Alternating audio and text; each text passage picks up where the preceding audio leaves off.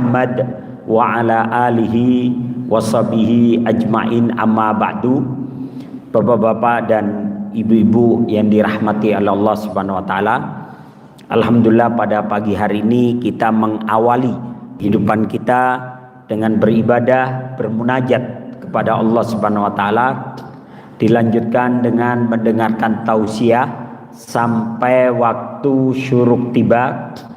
Mudah-mudahan duduk dan hadir kita di tempat yang mulia ini senantiasa menjadi pemberat timbangan amal baik kita nanti yaumul qiyamah. Amin ya rabbal alamin. Salawat dan salam senantiasa tercurah kepada Nabi Allah Muhammad sallallahu alaihi wasallam, kepada keluarga, para sahabat dan para pengikut beliau sampai akhir zaman nanti. Bapak-bapak dan ibu-ibu yang dirahmati Allah Subhanahu wa taala, melanjutkan kajian kita membaca kitab Bulughul Maram yang ditulis oleh Al-Imam Ibnu Hajar Al-Asqalani. Pada pertemuan yang lalu kita sudah sampai pada pembagian harta rampasan perang. Jadi harta rampasan perang ini sebelumnya diharamkan kepada para nabi sebelumnya. Jadi para nabi sebelumnya itu tidak pernah mengambil harta rampasan perang. Biasanya kalau ada harta rampasan perang dikumpulkan dalam satu langan kemudian dibakar. Tapi pada masa Rasulullah Shallallahu Alaihi Wasallam kemudian harta rampasan perang itu diizinkan, ya, harta rampasan perang itu diizinkan untuk diambil. Makanya kata Nabi, utitu khamsan, aku diberi 5 perkara yang tidak diberikan kepada nabi-nabi sebelumnya. Di antaranya adalah debu atau tanah dijadikan alat untuk bersuci untukku. Sebelumnya enggak. Sehingga kita bisa tayamum, ya. Yang kedua kata Nabi, dijadikan semua bumi ini tempat sholat. Jadi kita bisa sholat di mana saja, kecuali beberapa tempat. Di antaranya kuburan, tempat sampah, kemudian kandang hewan, kemudian tengah jalan, tempat lalu lalangnya orang, dan di atas Ka'bah. Tapi selain itu kita boleh sholat di mana saja. Kemudian dijadikan musuh gentar terhadapku dalam jarak perjalanan 1 bulan. Dan yang berikutnya adalah dihalalkannya untukku harta rampasan perang. Jadi harta rampasan perang itu dihalalkan untuk Nabi dan umatnya, padahal sebelumnya adalah diharamkan kepada para nabi sebelumnya. Maka karena para tentara pada saat itu atau orang-orang yang ikut berjihad itu tidak digaji, ya, tidak digaji ketika itu. Tentara itu baru digaji pada zamannya Umar bin Khattab, baru itu tentara digaji. Nah sebelumnya ya mereka modal sendiri, orang ikut perang itu modal sendiri pada saat itu. Nah kemudian harta rampasan perang itulah yang kemudian diberikan kepada mereka, sehingga kadang mereka pulang dengan membawa beberapa ekor onta dan sebagainya. Wa anhu, dari Abdullah bin Umar disebutkan, qasama Rasulullah sallallahu alaihi wasallam yauma Khaybar li farasin sahmain walirrajili sahman. Dari Abdullah bin Umar dia berkata, Rasulullah sallallahu alaihi wasallam membagi harta rampasan perang pada waktu Khaybar. Jadi Khaybar ini benteng Yahudi yang paling besar, Pak. Benteng Yahudi paling besar, dan itu ditaklukkan oleh Rasulullah sebelum beliau menaklukkan Mekah. Ya, karena ketika terjadi perjanjian Hudaybiyah, urusan Nabi dengan orang-orang kafir Mekah itu agak tenang. Karena ada perjanjian tidak akan bertempur selama 10 tahun. Tapi ternyata yang tidak berhenti merongrong itu adalah Yahudi Khaybar. Sehingga Rasulullah kemudian mengambil, kita taklukkan Yahudi. Sehingga ada 8 benteng itu yang berhasil ditaklukkan. Ya. Maka Nabi tidak merampas kota Khaybar. Nabi membiarkan orang-orang Yahudi itu tetap hidup di Khaybar dan tetap dengan agama mereka Yahudi. Hanya saja Nabi mengatakan, kalian cukup bayar upeti kepada kami 10 dari hasil tanaman kalian setiap tahunnya. Jadi bayar pajaknya tiap tahun, bukan tiap bulan, Pak. Kalau tiap bulan kan agak berat. Maka setiap tahun hanya 10% dari hasil tanamannya. Kemudian karena diantara itu ada pertempuran, maka sebagian harta rampasan perang yang bisa diambil. Diantaranya adalah kuda-kuda, kemudian onta, kambing, dan yang ditinggalkan. Itu kan tinggalin, Pak, barang-barangnya. Mereka paling hanya membawa apa yang bisa mereka bawa. Maka itulah menjadi harta rampasan perang.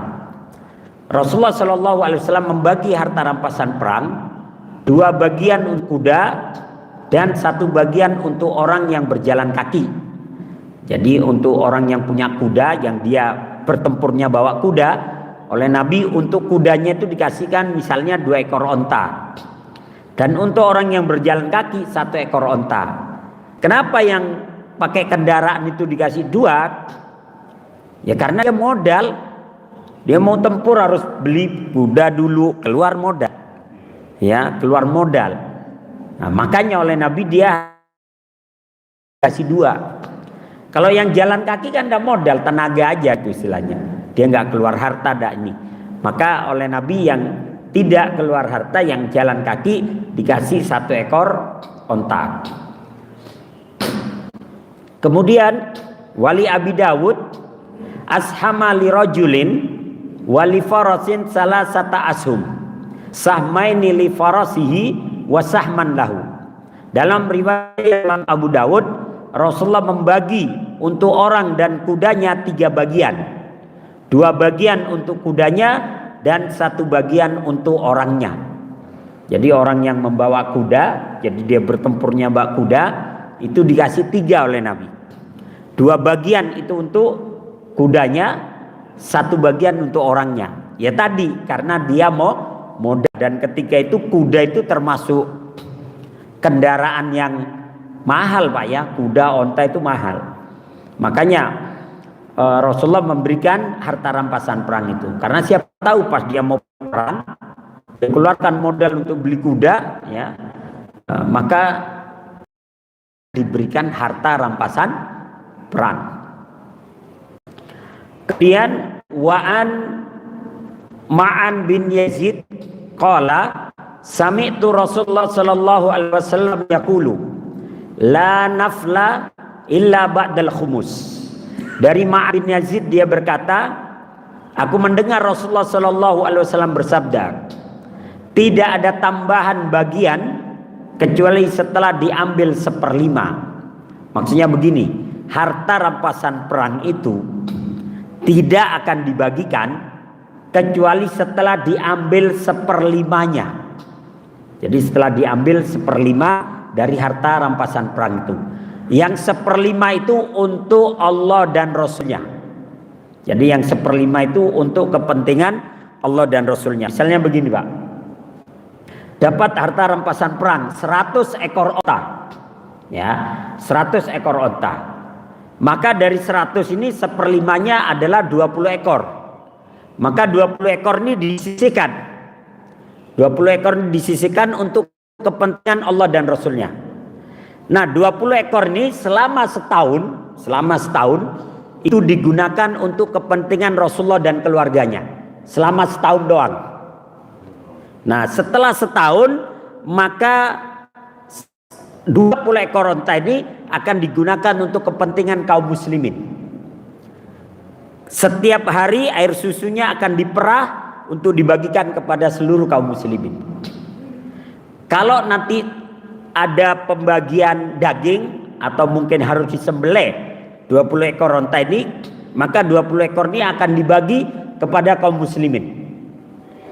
Nah, kalau seandainya nanti di antara kaum muslimin ada membunuh yang tidak sengaja misalnya, dan dia harus bayar denda 100 ekor onta, maka 20 ekor onta ini dikeluarkan juga untuk membantu menebus kesalahan yang tadi harus dibayar. Karena begini Pak, kalau seorang muslim sengaja membunuh muslim yang lain, maka wajib dikisos. Kecuali dia dimaafkan, maka dia harus membayar denda kepada keluarga korban 100 ekor onta. Atau seorang muslim tidak saja membunuh muslim yang lain. Misalnya dia lagi perang nih, mau mana musuh, tiba-tiba ada temennya yang melintas misalnya, kenalah itu teman misalnya, mati, maka itu pembunuhan tidak sengaja.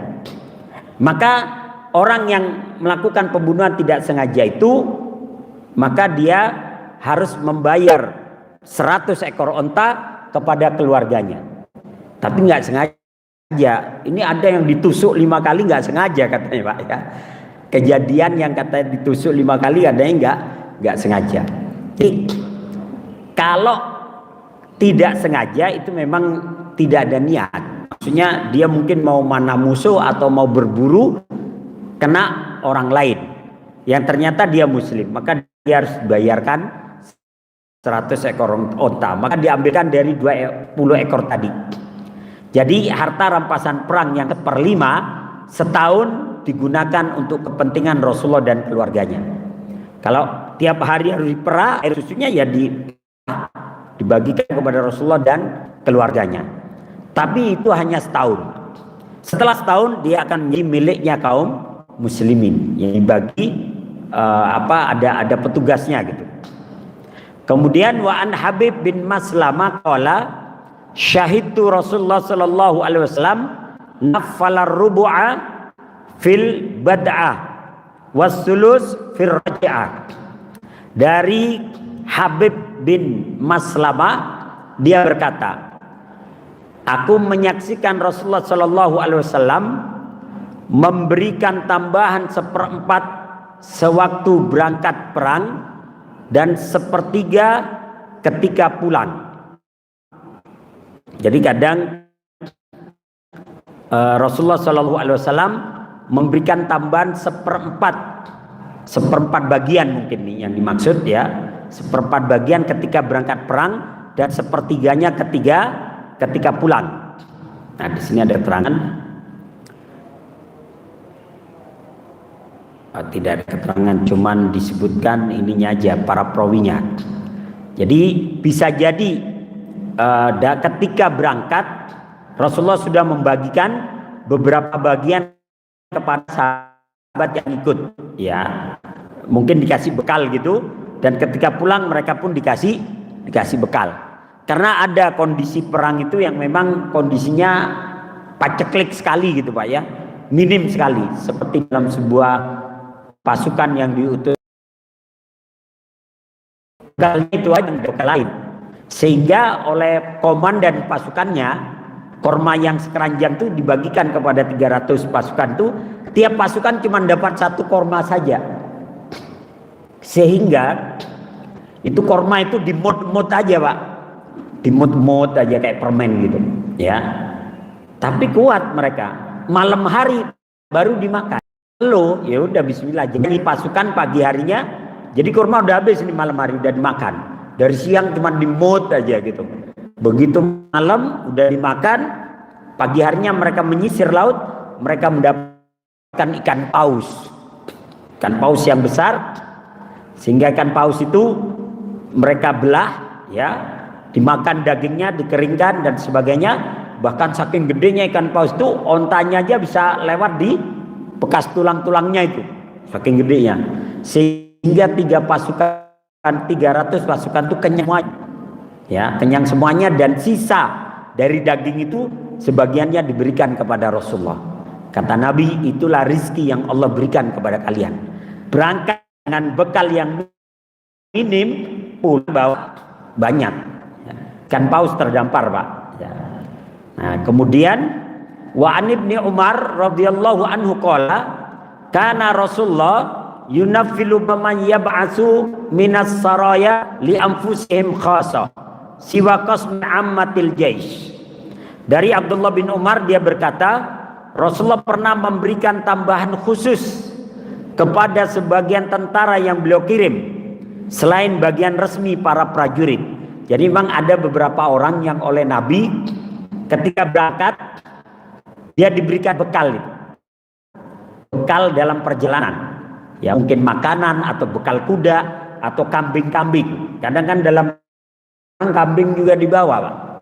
Kambing itu nanti buat makanan, ya. Atau mereka bawa sapi atau apa yang selain dia untuk ngangkat barang, nanti kalau kehabisan bekal ya sapinya disembelih, ya. Atau onta atau kuda. Yang onta itu nanti bawa bekal makanan, pakaian atau apa. Nanti kalau memang butuh ya ontanya disembelih. Tapi biasanya kambingnya, kambing itu juga dibawa untuk ikut bertempur, yang tujuannya nanti untuk dimakan. Nah kemudian wa anhu qala kunna nusibu fi maghazina al-asala wal inam fanaquluhu wa la narfa'u rawahul Bukhari wali Abi Dawud falam yu'khad minhumul khumus. Dari Abdullah bin Umar dia berkata, kami pernah memperoleh madu dan anggur di dalam beberapa pertempuran kami. Jadi dalam pertempuran itu musuh lari, semua barang-barangnya ditinggalkan, termasuk madu dan anggur. Maka mereka mendapatkan harta rampasan perang itu diantaranya madu dan anggur. Karena kan namanya perang tetap butuh bekal makan, Pak, ya, sehingga itu tetap dibawa. Lalu kami memakannya dan kami tidak melaporkannya kepada Rasulullah, ya, atau belum diambil 1/5 darinya. Karena kalau dalam bentuk makanan dan minuman ini tidak termasuk dari bagian yang harus dipotong 1/5, ya, keburu busuk. Maka bisa dibagi adalah seperti kambing, kuda, onta, atau ada sapi misalnya, atau mungkin ada benda-benda yang memang berharga seperti emas atau perak atau perhiasan atau mungkin perisai atau pedang atau tombak. Nah itu baru diambil 1/5-nya. Tapi selain itu kayak makanan yang sifat itu temporer, ya, sifatnya nggak bisa lama gitu, maka itu boleh langsung dinikmati. Nah kemudian wa an bin Abi Aufa qala asabna ta'aman yauma Khaybar fakana ar-rajulu yaji'u fayakhudhu minhu miqdara ma yakfihi summa yansarif. Ya. Dari Abdullah bin Abu Aufa dia berkata, kami pernah memperoleh harta rampasan perang berupa makanan pada waktu perang Khaybar. Jadi namanya musuh kadang lari, ya udah semua ditinggalin termasuk makanan. Maka ada seseorang yang datang, yaji'u, ya, dia datang, mungkin dia pergi. Jadi kalau makanan ini tidak termasuk yang memang harus dibagi 1/5, ya, dia boleh dinikmati langsung karena kalau nunggu khawatir dia nanti membusuk dan sebagainya. Seperti zakat, tidak semua ternak itu harus dizakati. Ketika Rasulullah ditanya bagaimana dengan onta, ya onta harus dizakati. Setiap 20 ekor maka keluar zakatnya. Sapi juga begitu, setiap 20 ekor keluar zakatnya. Kambing setiap 40 ekor keluar zakatnya. Ya. Bagaimana dengan kuda ya Rasulullah? Kuda tidak termasuk yang harus keluar zakat. Karena kuda kendaraan, bukan ternak-ternak yang makan. Maka kuda, kata Nabi, kuda itu ada 3. Kalau engkau mempunyai kuda, fihi sitrun wa fi, dalam kuda itu atau dalam kendaraan kalian, di dalamnya ada penutup. Di dalamnya ada penutup. Di dalam kuda itu atau dalam kendaraan kalian ada pahala. Dan di dalam kuda kalian itu ada dosa. Bagaimana ini maksud penutup ya Rasulullah? Kalau ada orang punya kendaraan, punya kuda, maka kemiskinannya tertutup, kekurangannya tertutup. Ya sekarang begini, orang biasa kerja jalan kaki, tiba-tiba dia punya motor gitu, kan tertutup dah kemiskinannya. Alhamdulillah si fulan sekarang udah naik motor.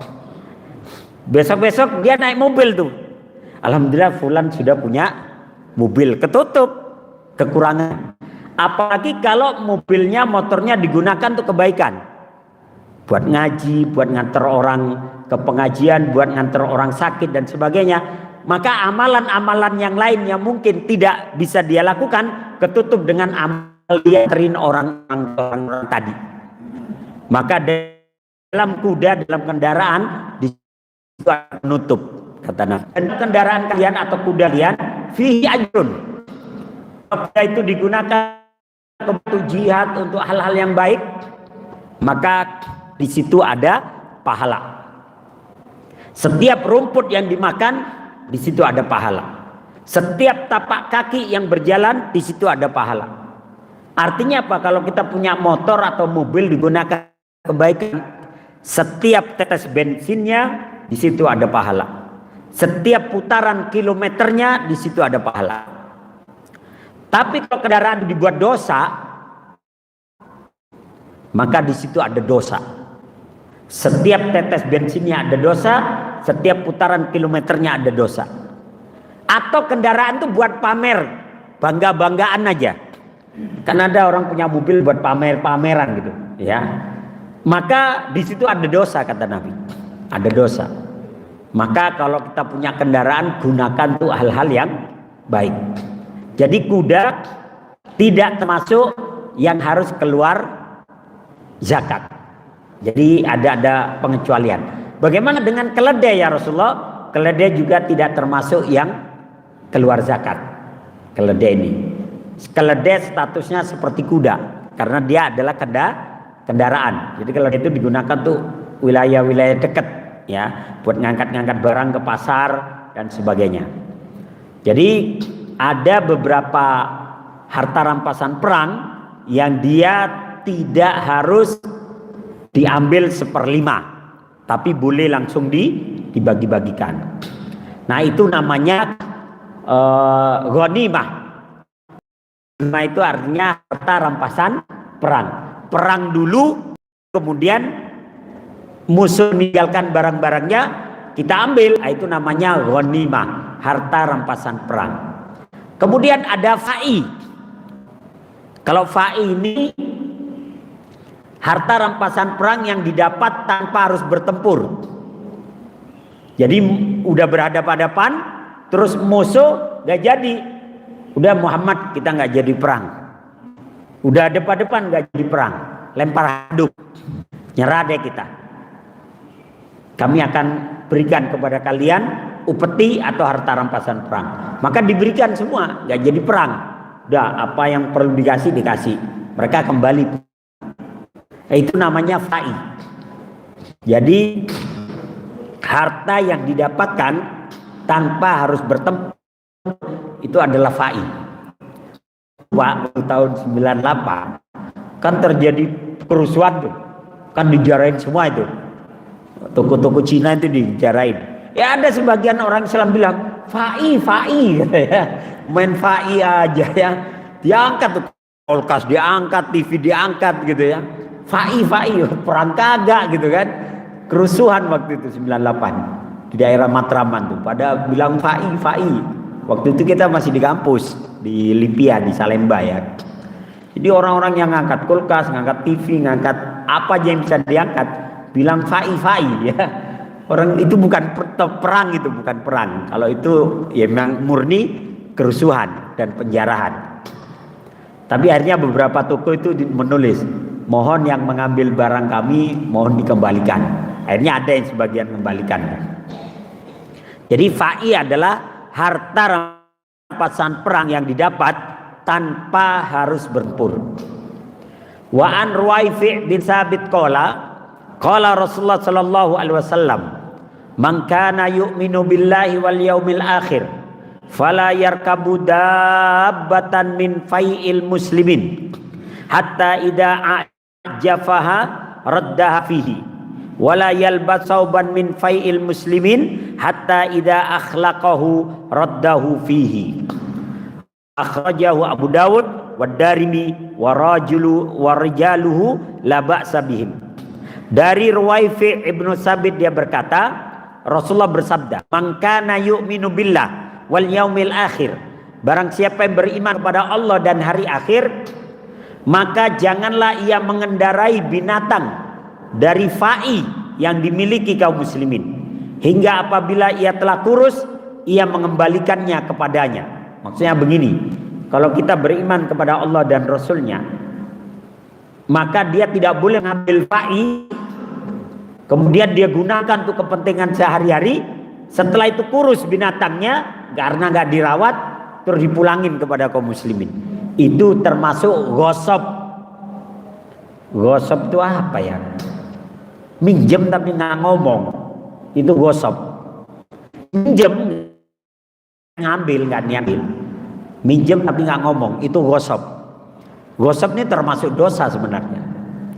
Tapi mohon maaf ya, kalau di pesantren ghosab itu biasa kayaknya Pak ya. Jadi kadang sandal temennya main pakai aja, itu namanya ghosab ya. Atau ada tanah kosong tuh milik orang, orangnya misalnya di Sukabumi tapi tanahnya di sini. Diam-diam kita nanam singkong, nanam apa, kita nggak niat nyuri tanahnya, tapi kita memakainya tanpa izin dia. Itu namanya ghosab. Dan ghosab itu bagian dari apa ya? Ya pencurian juga, tapi nggak niat nyuri gitu loh. Ya, ada sandal orang main pakai aja, itu namanya ghosab. Nanti dipulangin sama dia, itu ghosab, nggak boleh juga. Ya.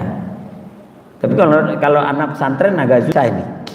Kadang yang ghosab justru itu kakak-kakak kelasnya itu main pakai aja, malah kadang jas ustadznya main pakai aja. Ya pernah kejadian di pesantren kita dulu, ustadz beli jas tuh, mana ustadznya galak banget lagi gitu kan, main pakai aja masan baru ya. Cari kata penuntung dia sampai lama digamparin tuh ya. Jadi ghosab itu kadang memang gimana ya, make tapi nggak niat mencuri, itu aja lah ya.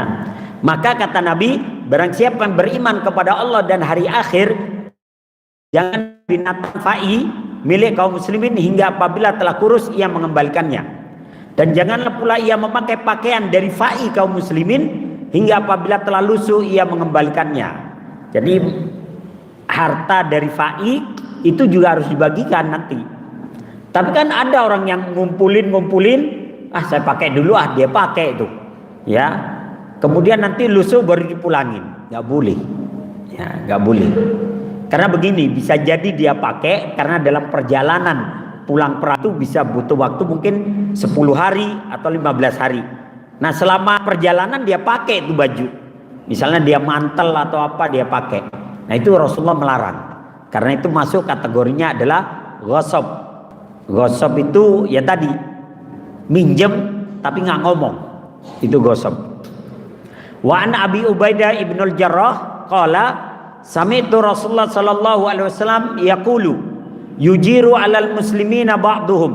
Ya, dari Abu Ubaidah ibnul Jarrah dia berkata, aku mendengar Rasulullah sallallahu alaihi wasallam bersabda, sebagian orang muslim boleh menanggung keamanan orang kafir atas nama kaum muslimin, ya. Tapi hadisnya ini lemah, ada beberapa perawi yang dilemahkan. Artinya begini, seorang muslim boleh memberikan suaka politik kepada satu orang saja.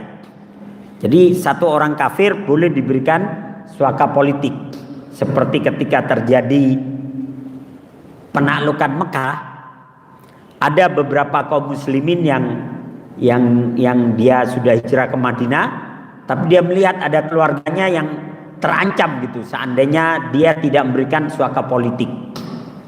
Maka dia datang kepada Rasulullah, ya Rasulullah, bisa nggak saya mohon izin agar fulan bin fulan tidak dihukum atau tidak diusir dari Mekah. Maka Nabi menyatakan, ya boleh, catat namanya. Ya Rasulullah, boleh nggak saya berikan suaka politik kepada fulan bin fulan agar dia tidak dibunuh atau tidak diusir dari Mekah? Boleh. Maka jadi boleh memberikan suaka politik, tapi satu orang muslim hanya satu orang saja. nggak dikasih banyak. Kalau banyak nanti bebas semua nanti Pak ya. Maka di antaranya yang dapat suaka politik itu adalah putranya Abu Jahal, Ikrimah ya. Ikrimah ya. Ikrimah itu mendapat suaka politik karena istrinya Ummul Hakam. Jadi Ummul Hakam itu datang kepada Rasulullah karena istrinya udah masuk Islam. Jadi begitu dia datang kepada Rasulullah, dia masuk Islam, dia syahadat. Kemudian dia mengatakan, ya Rasulullah, boleh nggak saya minta kepada anda agar anda tidak membunuh suamiku, yakni putranya Abu Jahal, Ikrimah. Kalau anda mengizinkan, aku akan minta suaka politik dan aku akan menyusulnya karena dia kabur keluar dari Mekah. Kata Nabi, ya, suamimu mendapatkan suaka politik. Disusul oleh istrinya, dikasih tahu sesungguhnya saya sudah masuk Islam dan aku minta Rasulullah memberikan perlindungan kepadamu, yakni suaka politik. Kalau mau kau kembali ke Mekah. Nah, karena dia mendapatkan suaka politik dan Rasulullah tidak memaksa dia untuk masuk Islam, hanya saja dia dilindungi, tidak dibunuh karena permintaan istrinya. Makanya dia kembali ke Mekah. Begitu dia kembali ke Mekah, Rasulullah Sallallahu Alaihi Wasallam ketika lagi duduk bersama para sahabat lagi ngomongin Abu Jahal tuh, langsung Nabi bilang, berhentilah kalian ngomongin orang yang sudah mati. Maksudnya Abu Jahal. Berhentilah kalian ngomongin orang yang sudah mati, yakni Abu Jahal. Karena sesungguhnya sebentar lagi putranya akan datang kepada kita dan saya yakin dia akan masuk Islam. Ternyata benar, Ikrimah datang tuh. Datang diantar istrinya dan dia bersyahadat. Setelah bersyahadat dia menjadi muslim yang luar biasa. Padahal dia bertahun-tahun memusuhi Islam, Pak. Hanya dengan sekejap saja Allah balik hatinya jadi muslim yang baik. Akhirnya itu Ikrimah mati syahid dalam perang melawan orang-orang yang murtad pada zamannya Abu Bakar. Ya, dalam perang Yamamah kalau tidak salah. Akhirnya mati syahid.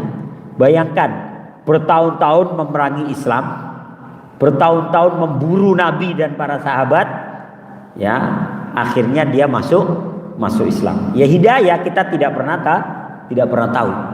Ya. Nah, maka jadi seorang muslim boleh memberikan keamanan, ya, bahkan di sini disebutkan, ya, yujiru alal muslimina adnahum wa fi sahihain qala dhimmatul muslimina wahidatun yas'a biha adnahum. Disebutkan bahwa orang muslim yang paling rendah boleh memberikan keamanan kepada orang kafir atas nama kaum muslimin. Jadi maksudnya begini, seorang muslim yang tidak punya kedudukan, kalau dia memberikan suaka politik, diberikan. Jadi tidak hanya sahabat-sahabat terkemuka, bahkan kaum muslimin bahasa dia nggak punya apa-apa pun, kalau dia minta kepada Rasulullah agar dia memberikan suaka politik kepada seseorang, maka diberikan. Ya. Kemudian tanggungan keamanan orang muslim satu boleh digunakan oleh orang yang paling rendah di antara mereka. Jadi setiap muslim boleh memberikan suaka politik kepada satu orang saja, walaupun dia gak punya kedudukan. Kalau kayak Abu Bakar, Umar, Utsman, Ali itu kan punya kedudukan di hadapan Rasulullah. Tapi bahkan orang yang paling rendah sekalipun, yang gak dikenal sekalipun, dia boleh memberikan suaka politik. Inilah hebatnya Islam. Kalau kita kan yang boleh ngasih suaka politik orang-orang tertentu aja, Pak. Kalau dia jenderal mungkin bisa, kalau dia pejabat mungkin bisa. Rakyat biasa belum tentu boleh, ya, belum tentu. Tapi dalam Islam bahkan yang paling rendah pun, yang nggak terkenal sekalipun, kalau dia memberikan suaka politik, maka diperbolehkan dia memberikannya. Kemudian wazada Ibnu Majah min wajhin akhar yujiru alaihim aqsahum Orang-orang yang paling jauh boleh memberikan jaminan keamanan atas nama kaum muslimin. Bahkan kalau seandainya dia paling jauh, maksudnya nggak dikenal oleh sahabat-sahabat terkemuka atau nggak dikenal oleh Nabi, tapi dia muslim, maka dia boleh memberikan suaka politik. Tapi kalau zaman kita kayaknya yang bisa berikan suaka politik mungkin presiden, ya menteri kan, atau mungkin jenderal lah dia. Kalau rakyat biasa nggak bisa. Tapi dalam Islam sepanjang dia muslim bersyahadat, dia boleh memberikan suaka politik. Cuman satu orang saja, ya, satu orang, nggak dua. Sehingga kalau ketika itu misalnya kan Rasulullah membawa 10.000 pasukan tuh untuk menaklukkan Mekah. 10.000 pasukan dari Madinah ke Mekah. Berarti kalau semuanya memberikan suaka politik, setidaknya ada 10 orang itu yang terjamin itu keamanannya. Setidaknya. Kalau seandainya menggunakan semuanya itu. Ya. Jadi Islam itu ya, yaitu rahmatan lil alamin. Hukum perang itu dirubah oleh Rasulullah Shallallahu Alaihi Wasallam. Perang yang tadinya adalah pembunuhan, perampasan harta, memperbudak, mengambil wilayah, mengambil kebun-kebunnya, rumahnya, tanahnya, oleh Nabi dirubah. Hukum perang kemudian menjadi hukum kasih sayang. Nabi tidak mengambil sejengkal tanah pun di Mekah. Nabi tetap kembali ke Madinah. Mekah tetap diserahkan kepada Abu Sufyan, karena Abu Sufyan kemudian masuk Islam. Tetap pimpinan Mekah adalah Abu Sufyan. Dan kata Nabi, idhabu fa antum tulaqa. Kembalilah kalian ke rumah masing-masing. Kalian tetap orang merdeka. Padahal status hukum ketika itu, siapapun yang kotanya ditaklukkan maka warganya bisa jadi budak. Tapi oleh Nabi, idhabu fa antum tulaqa. Kembalilah ke rumah masing-masing. Kalian merdeka. Tanah kebun tetap milik kalian. Bagi yang tidak mau masuk Islam, dia cuma bayar upeti kepada kami 10% dari hasil tanamannya setiap tahun. Bagi yang masuk Islam, saudara kami. Maka akhirnya banyak yang masuk Islam. Hanya saja Nabi membersihkan Ka'bah dari 360 berhala. Jadi itu aja yang dilakukan oleh Nabi. Saya ingin Ka'bah ini bersih dari patung-patung, itu aja. Maka dibersihkan itu Ka'bah dari 360 berhala itu. Sehingga orang-orang yang tawaf, orang-orang yang ini sudah tidak lagi melihat patung-patung di situ. Nah, jadi inilah hukum jihad. Jihad itu bukan sekedar membunuh, bukan sekedar merampas, menguasai tanah, memperbudak. Tidak. Jihad adalah bagaimana agama Allah tegak dan tidak ganggu lagi. Itu aja. Maka setelah Mekah ditaklukkan kan nggak diganggu kemudian Islam. Ya, maka Mekah pun aman, kaum muslimin Madinah juga aman. Kemudian wa fi sahihain min hadisi Ummi Hani qad ajarna man ajarti. Ya. Ummu Hani, ya, dari hadis Ummu Hani Rasul bersabda, kami memberikan keamanan kepada orang yang telah engkau berikan keamanan, ya. Jadi Ummu Hani ini memberikan suaka politik kepada seseorang, kemudian dia diberikan suaka politiknya. Wa an Umar radhiyallahu anhu qala annahu sami'a Rasulullah yaqulu la akhrijannal yahuda wan nasara min jaziratil arab hatta la ada'a illa musliman. Dari Umar bin Khattab bahwasanya dia mendengar Rasulullah sallallahu alaihi wasallam bersabda, aku benar-benar akan mengeluarkan kaum Yahudi dan Nasrani dari jazirah Arab sehingga aku tidak meninggalkan kecuali orang-orang muslim saja. Nah, di sini diriwayatkan oleh Imam Muslim dalam kitab Al-Musaqah. Jadi hadis ini, aku akan mengeluarkan kaum Yahudi dan Nasrani dari jazirah Arab sehingga aku tidak meninggalkan kecuali orang muslim saja. Yang dimaksud di sini adalah dari tanah haram, Pak. Yang dimaksud adalah dari tanah haram. Jadi setelah Mekah ditaklukkan, 3 bulan kemudian turun surat Al-Baro'ah. surat pembebasan, surat Al-Baro'ah. Apa kalau surat sekarang suratnya At-Taubah. Makanya di situ tidak ada bismillahnya, karena Allah berlepas diri. Maka Allah berlepas diri terhadap orang-orang kafir dan orang-orang musyrik. Makanya surat Ro'ah itu atau surat At-Taubah itu tidak ada bismillah, karena bismillah itu tentang kasih sayang. Maka Allah berlepas diri dari orang-orang kafir dan musyrik, dan Allah menginginkan 3 bulan setelah ini, setelah ayat ini turun, orang-orang musyrik tidak ada lagi di dalam tanah haram.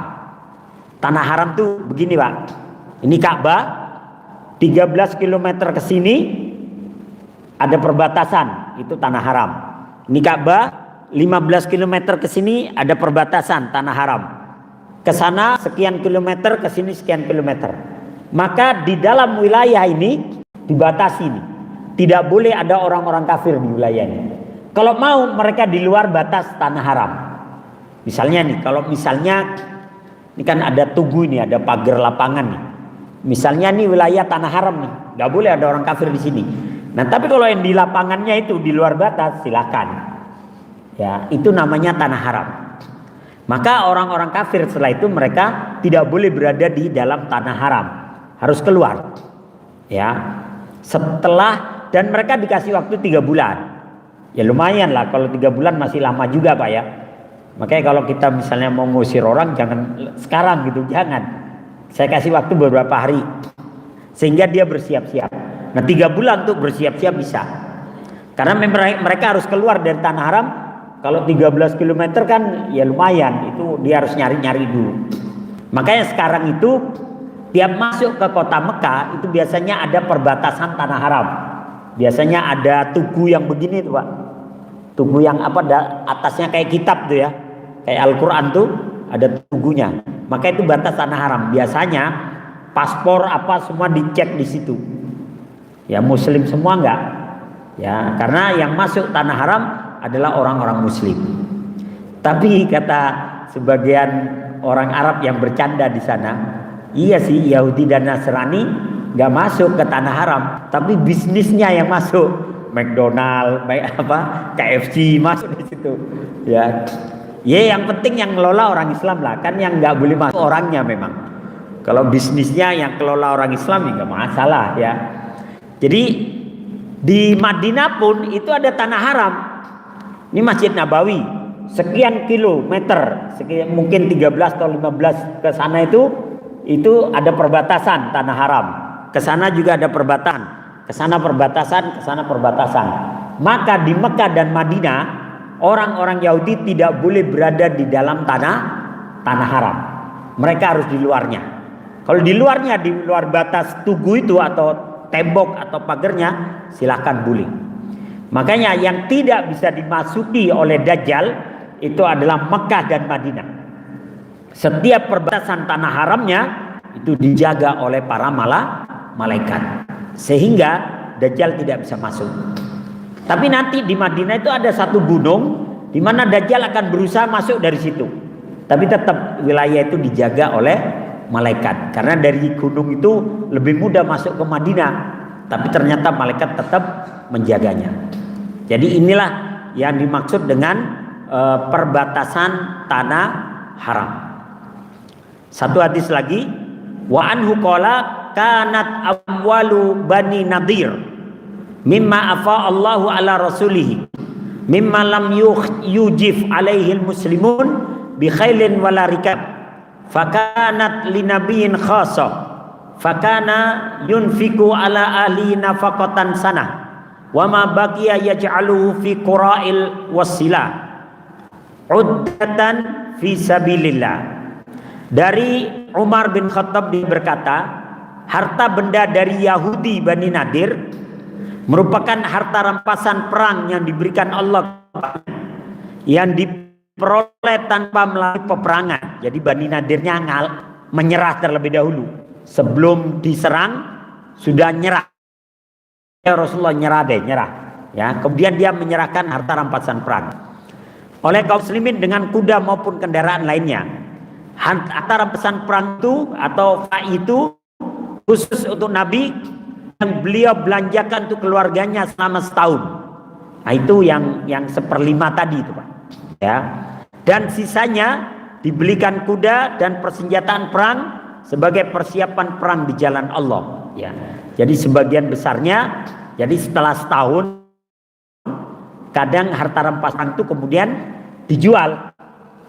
Kemudian hasil penjualannya dibelikan pedang, perisai, tombak atau peralatan tempur. Ya dulu kan nggak ada APBD gitu, APBN kan nggak ada Pak ya. Jadi ya dari seperti itulah. Ya, jadi anggaran-anggaran itu diambil dari harta rampasan perang yang setahun setelah dipakai oleh Nabi dan keluarganya muslimin, ada yang dibagikan, ada pula yang dijual oleh Rasulullah, onta-onta dan kuda-kuda kemudian dibelikan alat tempur.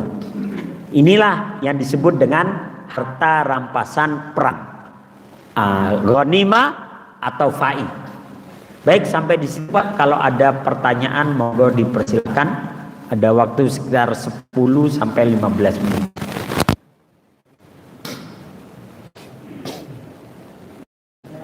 Monggo, monggo Pak. Waalaikumsalam warahmatullahi wabarakatuh.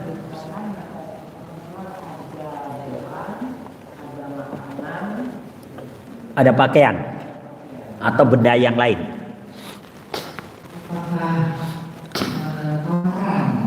Tawanan perang.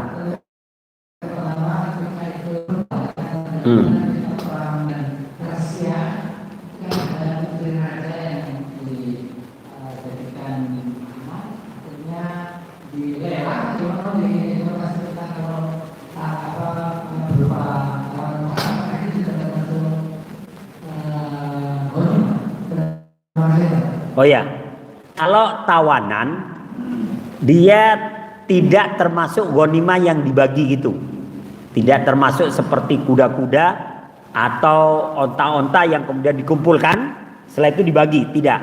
Tapi kalau tawanan perang, prajurit yang nangkap dia yang ngikat, maka dia jadi tawanannya. Misalnya Ustadz Sabar nih ikut perang, ada satu wanita ditangkap sama beliau diikat, yaudah itu tawanan beliau. Kalau beliau nangkap 5 orang ya tawanan beliau, maka nanti terserah itu tawanan mau dijadikan budak atau suruh menebus dirinya, ya, atau suruh menebus dirinya. Jadi yang kalau untuk tawanan perang siapa yang menangkap ya dia yang menawan. Makanya kan ketika nggak mungkin misalnya dia yang nangkap terus buat gue dong, nggak bisa. Dia yang nangkap ya dia yang punya, ya. Maka kemudian ketika dia menangkap dia punya, terserah dia ini mau dijadikan budaknya atau dia disuruh memerdekakan dirinya. Kalau disuruh memerdekakan dirinya kayak misalnya putri Raja Persia, kan kaya itu pasti. Ya kau tebus dirimu. Berapa harga orang senilai kamu itu? Ya nanti dari keluarganya akan membayarkan. Makanya termasuk ketika perang Badar. Jadi Nabi punya anak namanya Zainab, menikah dengan Abul As. Abul As ini anak pembesar kafir Quraisy. Ketika Rasulullah diangkat jadi Nabi, kan Zainab mau nggak mau masuk Islam tuh. Sedangkan suaminya Abul As nggak mau masuk Islam. Akhirnya kata Nabi, kalau engkau tidak mau masuk Islam berarti kau harus bercerai dengan anak saya. Maka akhirnya Abul As bercerai itu dengan Zainab. Maka ketika Zainab hijrah ke Madinah, 2 tahun kemudian terjadi perang Badar. Abul As ini ikut. Dan Abul As ini termasuk orang yang ditawan oleh salah seorang muslim. Termasuk ditawan. Udah jadi budaknya. Jadi budaknya. Maka putri Nabi yang bernama Zainab lihat itu. Bahwa Fulan bin Fulan menawan mantan suaminya. Dia datang kepada Rasulullah. Ya Rasulullah, mantan suami saya jadi tawanan Fulan bin Fulan. Kan berarti nggak dikumpulkan tuh tawanan, dipegang masing-masing. Terus apa maumu, kata Nabi? Saya menebusnya dengan kalung yang ada leontinnya ini. Ini kalung pemberian ibunya Khadijah. Itu satu-satunya harta milik Zainab. Maka Nabi itu meneteskan air mata itu. Ternyata putrinya masih cinta sama Abul As, dan dia merelakan satu-satunya harta itu untuk menebus Abul As. Dia bilang, ya Rasulullah, wahai ayah, kalau boleh saya akan menebus Abul As dengan kalung yang ada liontinnya ini. Biarkan dia kembali ke Mekah. Maka Rasulullah datang tuh kepada orang yang menawannya. Sesungguhnya putriku ingin membebaskannya dengan menebus dengan kalung yang ia miliki. Nilainya besar, Pak. Karena Khadijah itu kan kaya. Nilai kalungnya itu besar dan itu adalah pemberian dari Khadijah ketika berkatanya. Dan di Zainab juga berkaca-kaca karena itu satu-satunya harta yang dia miliki ya, menebus untuk mantan suaminya tadi. Dan nilai kalungnya setara dengan pembebasan itu. Maka orang yang menawannya itu dia berkata, ya Rasulullah, saya akan membebaskannya karena Allah tanpa tebusan apapun. Itu berkaca-kaca juga itu sahabat tuh. Kenapa dia lihat Nabi berkaca-kaca? Ya. Kenapa? Satunya. Saya tawan memang statusnya militai menawan. Statusnya dia bisa jadi budak atau dia membebaskan dirinya. Atau dia boleh menebus kepada kita. Mungkin nanti dia ketika jadi budak, dia harus berusaha mengumpulkan harta juga untuk menebus kepada kita. Atau dia bekerja sama dengan keluarganya untuk menebus dirinya. Maka akhirnya Abul As itu dibebaskan. Begitu dibebaskan, Nabi menyatakan, masuk Islamlah. Dia bilang, enggak ya Rasulullah, saya ingin kembali ke Mekah. Yaudah kembalilah ke Mekah. Akhirnya diantar oleh Nabi sampai pintu gerbang Madinah. Pulang dia ke Mekah. 3 bulan kemudian balik. Saya tidak ingin mereka menyangka aku masuk Islam karena terpaksa atau karena dibebaskan tanpa syarat. Dengan akad baru akan lagi dengan Zainab. Ya, itulah kisah tentang Abul As. Jadi tawanan tidak termasuk dari harta rampasan perang yang dikumpulkan, kemudian dibagi, diambil 1/5, kemudian dibagikan. Enggak. Siapa yang menawan? Ya, kalau misalnya kita ikut perang nih, tertawan 5 orang perempuan misalnya, ya budak kita. Ya budak kita 5-5-nya. Nah, ada beberapa sahabat tuh yang kadang nawan beberapa orang nih. Ada yang memang dibagikan, satu buat boleh. Satu buat kamu, satu buat kamu, ada yang seperti itu. Tapi ada yang membebaskan diri. Makanya di antara yang ditawan oleh sahabat, dia Juwairiyah itu anak dari pembesar Yahudi. Tapi umurnya lebih tua daripada Rasulullah. Dan anaknya banyak, Juwairiyah itu. Dia datang, ya Rasulullah aku ditawan sama si fulan nih. Dan dia meminta tebusan yang mahal sekali kepada saya. Karena dia tahu saya anak pembesar Yahudi. Tapi usia dia lebih tua dari Nabi. Kalau misalnya Nabi ketika itu 57 tahun, Juwairiyah itu sudah 63 tahun. Anaknya banyak, sekitar 12 orang kalau nggak salah. Karena yang menawan ini minta tebusan, kau harus membebaskan dirimu dengan bayar emas sekian gram gitu. Kata dia, saya nggak punya ya Rasulullah, walaupun saya anak pembesar Yahudi, kalau segitu nggak punya. Akhirnya Nabi menyatakan begini, hei fulan, maukah aku yang menebus pembebasannya? Dan kau Juwairiyah, aku akan tebus pembebasanmu pada si fulan ini, tapi dengan syarat engkau masuk Islam kemudian aku nikahi. Ingatlah Nabi mau menikahi dia, tapi dia lebih tua, bukan dia 20 tahun, bukan. Dia lebih tua, Nabi 57, dia 63. Akhirnya Juwairiyah setuju. Akhirnya Nabi membayarkan permintaan dari sahabat yang menawan. Nih, aku bayarkan, ya, aku bayarkan kepadamu dan Juwairiyah milikku. Jadi Juwairiyah istilahnya dibeli oleh Nabi. Setelah itu kata Nabi, engkau akan menikah dengan aku dengan mahar pembebasan dirimu dari perbudakan. Jadi akhirnya dinikahi oleh Nabi dengan mahar pemudak. Ini merdeka lagi. Dinikahi oleh Nabi. Akhirnya 12 anaknya masuk Islam semua. Ya. Dan akhirnya Yahudi ingin memerangi Nabi, nggak jadi. Kenapa? Karena di Madinah ada Juwairiyah. Nah, itu ada yang menyebutkan itu pernikahan politik. Ya. Pernikahan politik. Jadi Nabi sengaja menikahi Juwairiyah supaya permusuhan antara kaum Yahudi ini dengan Madinah berhenti. Terus anak-anaknya kemudian masuk Islam, dan Juwairiyah kemudian bisa mempersatukan antara kaum Yahudi ini dengan kaum muslimin. Nah, itu oleh para sejarawan disebut itu pernikahan politik. Juwairiyah lebih tua lah Pak. Kalau kita kan maunya nikah sama yang lebih muda, ya. Tapi ini ya, jadi tawanan supaya menangkap dia yang dapat. Begitu Pak. Wallahu a'lam bishawab. Monggo yang lain.